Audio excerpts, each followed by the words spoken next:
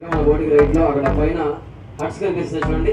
So అయితే Kolluru resorts అయితే కదండి. సో ఆ కొల్లూరు రిసార్ట్స్ ఎవరైతే ఉన్నారో ఆ మేనేజ్మెంట్ వారి సో మనకి బ్యాక్ సైడ్ వచ్చేసి ఒక 5,000 మెంబర్స్ ఎట్ టైం ఉండడానికి చాలా సౌకర్యంగా ఇక్కడ మనకి రిసార్ట్స్ అనేది కూడా అరేంజ్ చేశారు.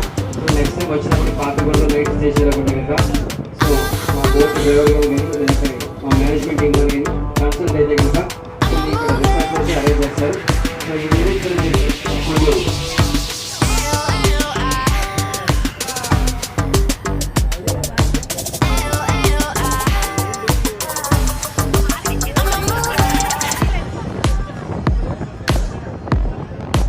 ఆల్రెడీ వెళ్ళింది రిటర్న్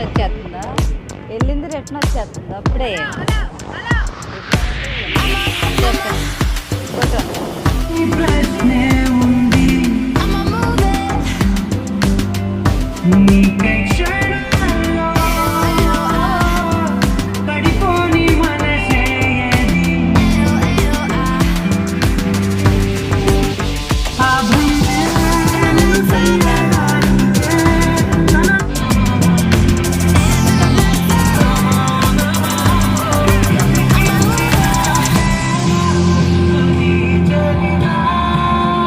షూటింగ్స్ అయితే మనకి ఈ గోదావరి నదిపై అలాగే ఈ చుట్టుపక్కల చూసే ప్రాంతాల్లో మనకైతే షూటింగ్ అయితే తీయడం అయితే జరిగిందండి.